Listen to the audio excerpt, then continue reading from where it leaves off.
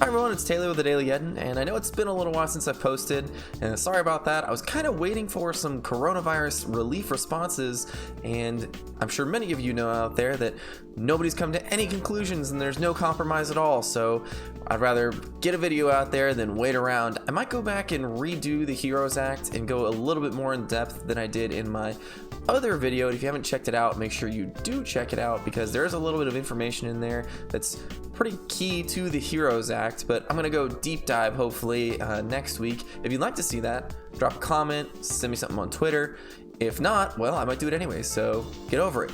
Today we're going to talk about what happened last week and just some little bits of legislation. It's going to be a short video about some interesting things I found and maybe some of my thoughts about the USPS, and I know you're super psyched about that, so strap in. The first stuff I want to talk about is some pieces of legislation that I found were very interesting. I can just go off the titles. There's no text to these bills, so keep that in mind. I don't have a lot of details, but at least the titles drew me in to at least look at them and present them to you guys. And the first one is HR 7995. And what it's going to do is it's going to take a look at all of the coins in circulation and whether or not we can reduce the compositions of more expensive metals used to mint coins in order to reduce the federal budget. That's a weird thing that nobody really thinks about because, well, first of all, I'm a weird millennial that only uses a credit card and doesn't have any cash ever, but a lot of people don't think about how much money it actually takes to create a penny. I know the whole thing, it takes 2 cents to make 1 cent. You've probably heard it, but how about a nickel? How about a dime? How much can you actually cut out of that if you make it out of a cheaper metal? I've never really thought about it, and I thought it was interesting, and it probably won't go anywhere, but it's at least an interesting piece of legislation to look at. The next bill I want to talk about is HR 8007 or HR 8007, and what it aims to do is it aims to eliminate meetings that are being held by the governors of the Federal Reserve, and these are closed meetings right now, and what they are discussing in these meetings is the stabilization of the American economy from the impact of COVID-19. Now, what's so interesting about this piece of legislation is not necessarily legislation itself, but the inspiration behind it. A legislator must have heard something, saw something, read something somewhere that not all American people are privy to understand that there are closed-door meetings that are happening that are talking about stabilizing our economy, something that affects everyone, and they're closing it off to the public. This is kind of a red flag to everyone saying, hey look, there are these things happening and everyone needs to be in the know. The next piece of legislation I want to talk about is HR 8015 or HR 8015, and it's called the Delivering to America Act. It is about the United States Postal Service. Now, I will be the first to say that I do not know all the details, I do not know all the nuances, I do not know everything there is to know about the United States Postal Service controversy. I don't even know everything there is to know about the United States Postal Service. I barely know how to buy stamps because I don't ever mail letters. All that being said, I do have a perspective, I do read things, and I do pay attention. What I do know is that the president thinks that mail-in ballots are corrupt and that they will somehow contaminate the election and slide it in the Democrats' favor, and none of Joe Biden's votes will be lost and only Trump votes will be lost. Either way, second thing about this is that the Postmaster General, a huge Republican supporter and a supporter of our current president, was elected by a mostly Republican governing body that elects the Postmaster General. There was a lot of speculation that there was collusion in order to cut back operations in preparation for the election, and what that prompted was the mostly House Democrats come forward and put a piece of legislation out there, which is this, to make sure that the United States Postal Service does not cut back any operations. That is what this bill is all about. It says that the United States Postal Service will have to keep their operations at the same level that they always have been and make sure that there is prompt delivery of mail in all states across the entire country throughout COVID-19, or at least by January 1, 2021. I would also like to say that after this piece of legislation was introduced, and actually the Postmaster General came under a lot of fire even after this was introduced, the Postmaster General did release a statement saying that they will be handling all election mail with no problems whatsoever. So rest assured that your mail-in ballots are secure and will count. The next bill I'm going to talk about is HR 8019. And I don't really want to talk about the topic and the content of the bill, but I want to talk about what the bill represents, what it is, and the philosophy behind it, honestly. So what this bill is, and the title is, there's no text whatsoever, but the title is to ensure climate and environmental justice accountability. Now you might say to yourself, Taylor, that's really important. Environmental justice and accountability is an extremely important topic and it needs to be talked about, and I would agree with you. But what's interesting is that this bill has 0 co-sponsors. Nobody on the Democratic side, or Republican side for that matter, not that they would, but nobody on the Democratic side decided to sign this bill with her and put their name on this bill with her. And I think that's extremely interesting because it's such a Democratic viewpoint that environmental justice and accountability needs to be something that is talked about all the time, and that no Democrats would sign up with her. That's kind of weird. Why even introduce it if you're not talking with other Democrats about it? What hope do you have? What are you trying to accomplish? My point being that with 0 co-sponsors, you have no backup in the House itself to get any kind of attention from any committees and get put in front of the House. Why is legislation like this being put out there? There's so much of it that happens every day. I don't mean to pick on this one bill specifically, but really the idea of not having any co-sponsors. You have nobody in your governing body that agrees with you.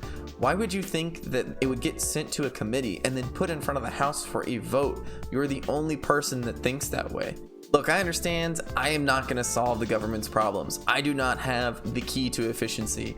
But what I am saying is that if you look at the amount of things that are put out there with huge, vague titles and absolutely no co-sponsors whatsoever, it's an extremely interesting thing to look at when nobody would sign up for environmental justice and accountability. Why wouldn't everybody be putting their name on that? That's the most generic, easy points with any kind of liberal base whatsoever. That's the easiest points in the entire world. I think it's really, really weird and really interesting and inefficient, honestly. But that's all the legislation that I have to talk about for this video. What I am going to talk about now is some of my philosophies and some of my observations about Congress as a whole. So if you don't want to sit around and listen to my opinions and my rants, then go ahead and tune out. I appreciate you watching. Thanks again and have a good one.